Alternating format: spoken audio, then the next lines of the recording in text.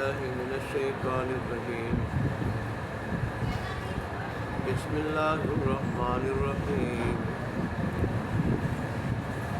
ربنا وابعث فيهم رسولا منهم يتلو عليهم آياتك ويعلمهم الكتاب والحكمة ويزكيهم إنك أنت العزيز الحكيم صدق الله مولانا العظيم وصدق رسوله النبي الأمي الكريم ونحن على ذلك لمن الشاهدين والشاكرين والحمد لله رب العالمين. گزشتہ آیات میں حضرت ابراہیم علیہ السلام کی زندگی کا ایک شاندار عظیم الشان کارنامہ بیت اللہ کی تعمیر کا ذکر ہوا تھا، اور پھر اسی تعمیر کے دوران ابراہیم علیہ السلام چند دعائیں مانگ رہے تھے اور حضرت اسماعیل علیہ السلام دعاؤں پہ امین کہہ رہے تھے. تو ان دعاؤں کا ذکر تھا. پہلی دعا تو یہ تھی کہ ہمارے پروردگار یہ تعمیر کعبہ خالص تیری رضا کے لیے، لہذا اس کو ہماری طرف سے قبول کر دے، اس لیے کہ تو سب کچھ سننے والا اور دل کے ارادوں کو جاننے والا ہے. دعا کا دوسرا حصہ یہ تھا کہ اللہ ہم دونوں کو اپنا فرمان بردار بنا دے، اس لیے کہ اللہ فرمان برداری کو بہت پسند کرتا ہے. اور اس کا تیسرا حصہ یہ تھا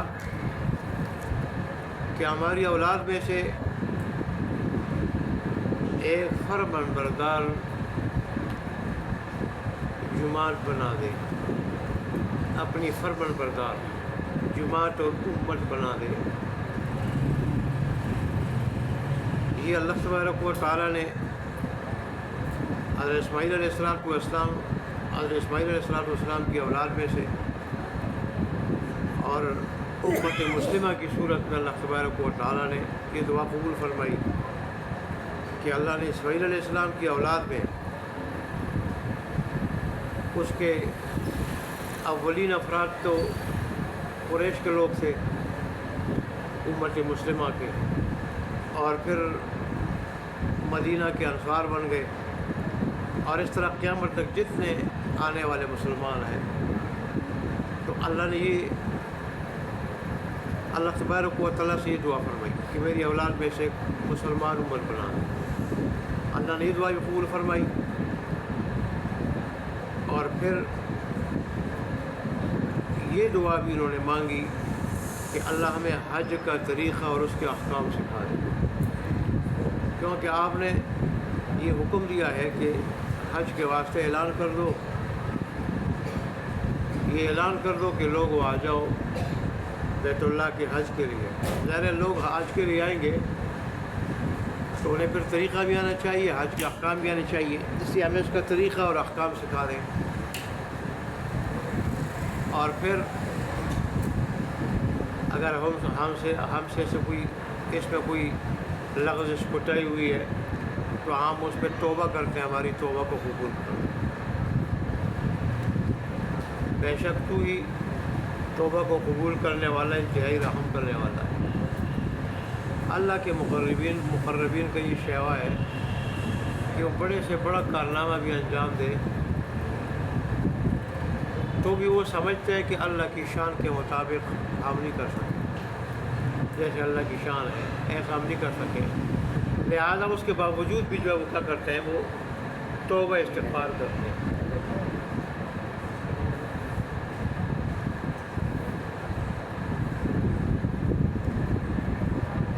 آج کی جو آیت پڑھی ہے اس میں بھی حضرت ابراہیم علیہ السلام کی دعا کا ذکر ہے.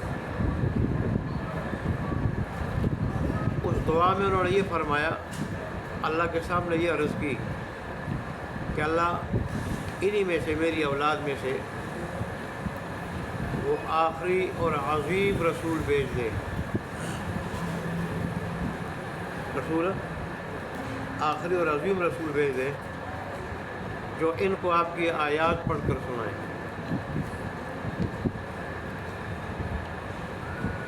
آیات پڑھنے کا مطلب اللہ تبارک و تعالیٰ کے احکامات پہنچانا اور خود قرآن مجید کی تلاوت کرنا، یہ دونوں اس کے مفہوم میں داخل ہیں، اور ان کو کتاب کی تعلیم دے، کتاب اللہ قرآن مجید سکھائے، اس لیے کہ تعلیم و تعلم کے لیے استاد شاگرد کے ساتھ استاد بھی ضروری ہے، اس لیے وحی کے ساتھ اور شاگردوں کے ساتھ نبی کی شکل میں استاد بھی ضروری ہے، اور اس طرح ان کو حکمت و دانائی کی باتیں سکھائیں اور ان کی تزکیہ کریں، ان کو رذیل خسیس باتوں سے پاک صاف کریں اور اچھی باتوں سے آراستہ کریں، فضائل سے مزین کریں اور رذائل سے پاک صاف کریں، یہ اس نبی کی ڈیوٹی ہے۔ تو نبی کی 4 ذمہ داریاں بتائی گئی اس آیت میں کہ اللہ تبارک و تعالیٰ کے احکامات لوگوں تک پہنچائے، اللہ کے کیا احکامات ہیں، اور پھر اللہ کی کتاب کی کوئی بات سمجھ میں نہ آئے تو وہ سمجھائے۔ کتاب کی تعلیم کا یہ مقصد ہے کہ کسی حکم میں کوئی اگر مشکل درپیش ہو، وہ سمجھ میں نہ آئے تو وہ سمجھائے۔ جیسے حضرت عادی رضی اللہ عنہ، باوجود اس کے کہ وہ عربی تھے، اہل لسان تھے، عربی مادری زبان تھی، اور پھر شاعر بھی تھے۔ شاعر اپنی زبان کا سب سے ماہر ہوتا ہے کہ وہ بڑے مغلق پیچیدہ الفاظ کے معنی بھی جانتا ہوتا ہے، لیکن اس کے باوجود حیت ابیض اور حیت اسود ان 2 لفظوں کے معنی کو وہ نہ سمجھ سکے۔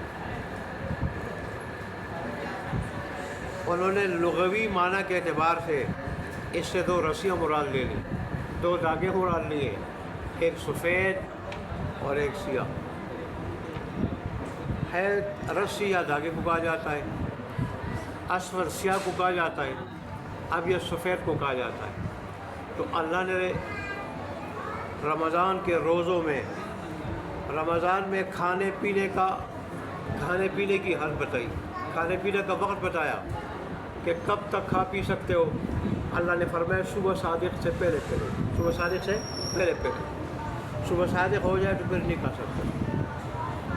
تو اللہ تبارک و تعالیٰ نے الفاظ اور عبارت جو ہے نا یوں ذکر کی کہ تم کھاؤ پیو اس وقت تک یہاں تک کہ سفید دھاگا سیاہ دھاگے سے ممتاز نہ ہو جائے، ممتاز نہ ہو جائے۔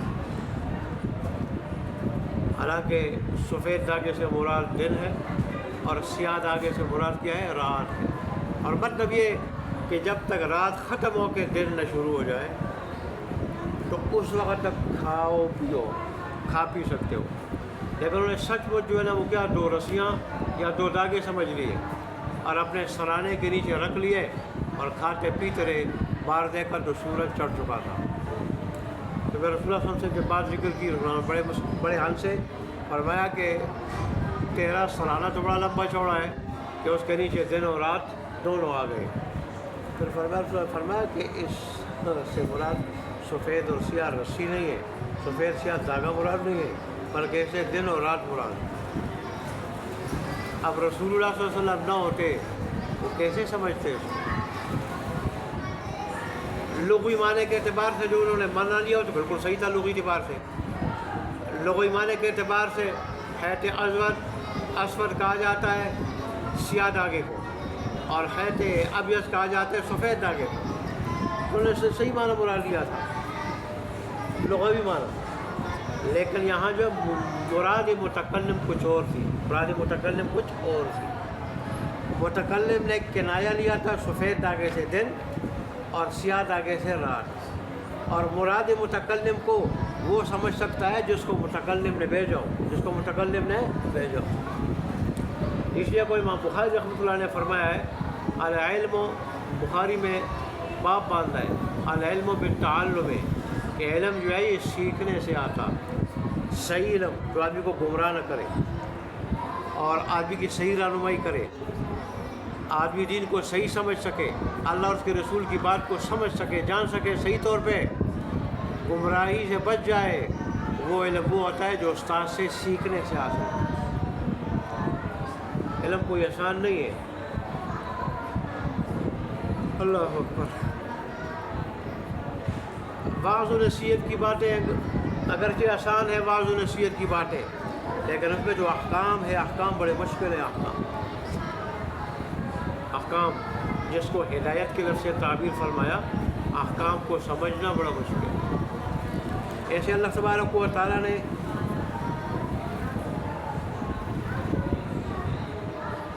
ایک مرتبہ فرمایا کہ ظالم ہمیشہ ہمیشہ جہنم میں رہیں گے، تو اس پہ صحابہ پریشان ہوئے کہ کون آدمی ایسا ہے جس سے ظلم نہیں ہو سکتا، مسلمانوں سے بھی ہو سکتا ہے۔ تو پھر رسول اللہ صلی اللہ علیہ وسلم نے فرمایا یہاں جس شرک کو جہنم کی دائمی وہی سنائی گئی ہے، جس ظلم کو جس ظالم کو، اس سے مراد شرک ہے، اس سے مراد کیا ہے؟ کیونکہ اللہ خود فرماتے ہیں ان الشرک لظلم عظیم، ان الشرک لظلم عظیم والکافرون هم الظالمون۔ اگر رسول اللہ صلی اللہ علیہ وسلم مراد متکلم اللہ تبارک و تعالیٰ کی مراد نہ بتاتے تو صحابہ تو پریشان ہو جاتے۔ تو اس لیے ابراہیم علیہ السلام نے فرمایا کہ جہاں وہ آپ کے احکام لوگوں کو پہنچائے، جن میں واضح احکام بھی ہو سکتے ہیں جو آدمی صرف سننے سے ہی سمجھ سکتا ہے، وہاں وہ ایسے پیچیدہ احکام جو استاذ کے بغیر سمجھ میں نہ آ سکے، وہ احکام انہیں سکھا دے، وہ احکام انہیں سکھا دے، یا قرآن مجید کی خود تلاوت کرے ثواب کے لیے، اور اللہ تبارک و تعالیٰ کے احکام لوگوں کو پہنچا دے، وہاں جو ہے نا وہ اللہ تبارک و تعالیٰ کی احکام سمجھائے بھی، قرآن کی تعلیم بھی دے لوگوں کو، یہ ان کا فریضہ ہو۔ اور اس طرح یہ دو ڈیوٹیاں، تیسری ڈیوٹی والحکمت، ان کو حکمت سمجھائے۔ یہ حکمت کے کئی معنی کیے گئے ہیں۔ امام مالک رحمۃ اللہ علیہ نے ان سب کے بارے میں جو مشہور ہے وہ کہتے ہیں کہ رسول اللہ کی سنت حکمت ہے، اللہ کے احکام بتائے تو اپنی سنت بھی سمجھائے، اپنی سنت بھی سمجھائے، اپنی سنت بھی سمجھائے، رسول اللہ صلی اللہ علیہ وسلم کے اقوال آپ کی سنت۔ اور امام مالک رحمۃ اللہ علیہ سے یہ بھی منقول ہے کہ اللہ کی معرفت اور دین کی سمجھ، اللہ کی معرفت، دین کی سمجھ اور دین کو سمجھنے کے بعد اس پہ عمل، یہ حکمت ہے۔ اللہ کو بھی پہچان لے انسان، اور اللہ کے دین کو بھی پہچان لے، اور پھر جو ہے نا وہ اس پہ کیا کر لے، عمل بھی کر لے۔ بعض نے حکمت کا معنی یہ کیا ہے کہ حکمت یہ ہے کہ انسان علم و عمل کو پکائے، انسان کا علم بھی پختہ ہو، کچا نہ ہو، آدھا نہ ہو، ناقص نہ ہو، علم بھی پختہ ہو، عمل بھی پختہ ہو، نہ عمل کچا ہو نہ علم کچا ہو، دونوں پختہ ہو، تو ایسا آدمی کیا ہے، حکیم ہے۔ اور یہ صفت اس کی کیا ہے، یہ حکمت ہے۔ اور بعض کہتے ہیں کہ دل کے انوارات،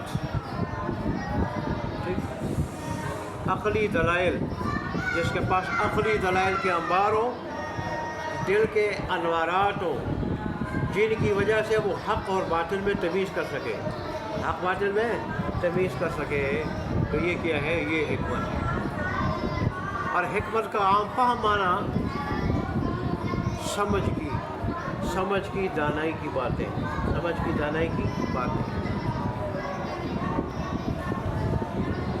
اللہ تبارک و تعالیٰ کے خوف کو بھی